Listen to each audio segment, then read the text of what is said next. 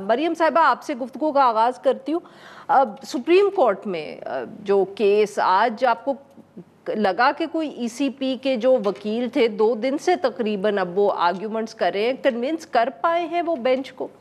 دیکھیے election commission کے وکیل اس حد تک تو بینچ کو کل تک کنونس کر چکے تھے کہ جو ریکوائرمنٹس تھیں مخصوص نشستوں کے لیے وہ سنی اتحاد کونسل نے الیکشن سے پہلے مکمل نہیں کی.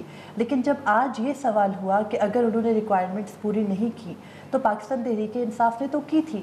اب یہاں پر الیکشن کمیشن کے وکیل کو یہ ثابت کرنا ہے کہ اگر پاکستان تحریک انصاف نے مخصوص نشستوں کی فہرست بھی جمع کرا دی تھی, وہ بطور سیاسی جماعت کہہ چکے الیکشن کمیشن کے وکیل کے انلسٹڈ ہے اس وقت بھی الیکشن کمیشن کے ریکارڈ میں کالعدم پولیٹیکل پارٹی, تو پھر ان کے جو امیدوار تھے ان کو مخصوص نشستیں کیوں نہیں دی گئی, اس پوائنٹ کے اوپر ان سے سوال ہو رہا ہے. اور پھر یہ بھی سوال ہو رہا ہے کہ کیسے الیکشن کمیشن نے آل ان آل ڈیسائیڈ کر لیا کہ جو پی ٹی آئی کے تمام کینڈیڈیٹس ہیں ان کو آزاد تصور کیا جائے. ظاہر ہے بار بار ریفرنس جاتا ہے سپریم کورٹ کے 13 جنوری کے فیصلے کی طرف. اس سے پچھلی ساری سماعتوں پر ہم نے دیکھا چیف جسٹس ہمیں اس پر کچھ برہم ہوتے دکھائی دیے, وہ انیزی ہوتے ہیں جب ان کی ججمنٹ کی بات ہوتی ہے. ظاہر ابھی اس کا ریویو پینڈنگ ہے.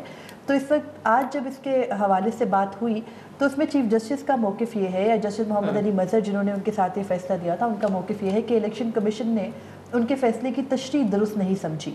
چیف جسٹس کہتے ہیں کسی اچھے وکیل سے بٹھا کے پوچھ لیا جائے تو پتہ چل جائے گا کہ فیصلہ کیا ہے پڑھ کے. لیکن الیکشن کمیشن کے وکیل بار بار دعویٰ کرتے ہیں کہ انہوں نے سپریم کورٹ کے فیصلے کو غلط انٹرپریٹ نہیں کیا, درست کیا ہے. اس تمام تر سینیریو کے اندر اب پرابلم الیکشن کمیشن کے وکیل کے لیے جو اگلی ہیئرنگ پر بھی ہوگا وہ یہی ہے کہ وہ بتائیں کہ انہوں نے کیسے پی ٹی آئی کے تمام امیدواروں کو آزاد ڈکلیئر کر دیا. سنی اتحاد کونسل کو اگر ہم سائڈ پہ بھی رکھ دیں, بلا شبہ پی ٹی آئی کا سنی اتحاد کونسل میں شامل ہونا ایک غلط فیصلہ ہی تھا. اب تک کی ہیئرنگ سے بھی سمجھ آیا, پچھلے 2-3 ماہ سے جو ہو رہا ہے اس سے بھی یہی سمجھ آیا. تو اب الیکشن کمیشن کے پارٹ پہ بہت سارے اور بھی سوالات ہیں. آج جسٹس عائشہ ملک نے ایک سوال ریز کیا, آپ نے بھی شاید سنا ہو لائیو میں. انہوں نے کہا کہ ہمیں پورا جو یہ سچویشن ہے اس کو اس تناظر میں دیکھنا چاہیے کہ 22 دسمبر 2023 کو جب کاغذات نامزدگی جمع کرانے کا آخری دن تھا تو الیکشن کمیشن نے پی ٹی آئی سے ان کا انتخابی نشان لے لیا. پھر 13 جنوری تک جس دن فائنل لسٹیں جمع اس دن تک سپریم کورٹ کا فیصلہ آیا, اور مین وائل وہ جماعت ایک کنفیوژن کا شکار رہی. تو ہم یہ کیسے سمجھے کہ وہ سارے فیصلے درست لیتے, لیکن یہ ان کی رائے ہے, باقی سارا بینچ شاید ان کے ساتھ اس معاملے میں نہ ہو.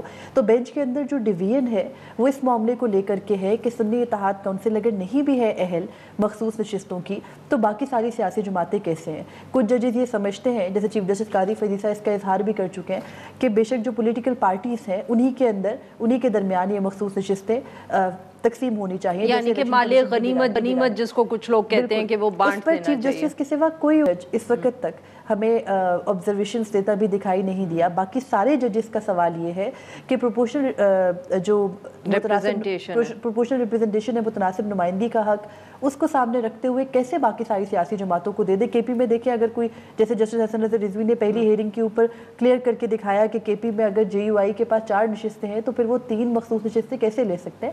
تو یہ پوری کا پورا جو ایک ایکویژن ہے اس کو طے کرنا, اس میں بیلنس لانا ججز کے لیے اس وقت ایک پرابلم ہوا ہوا ہے. اب یہ کیس جتنا کھلتا جاتا ہے اس میں بھلے ای سی پی کا کردار متنازع ہے, بھلے پی ٹی آئی سے غلطیاں ہوئی ہیں, سنی اتحاد کونسل نے ریکوائرمنٹس پوری نہیں کی, سپریم کورٹ سے طے نہیں ہو پا رہا, یا ججز کے دماغ میں اب یہ کنفیوژن رہ گئی ہے کہ وہ کریں کیا. تو یہ پورے کا پورا کیس دن بدن مزید کنفیوژن کریٹ کر رہا ہے. ڈیپینڈ کرتا ہے ای سی پی کے لائر کے اوپر کہ وہ نیکسٹ ڈیٹ آف ہیئرنگ پہ اپنے کردار کو کیسے ڈیفینڈ کرتا ہے.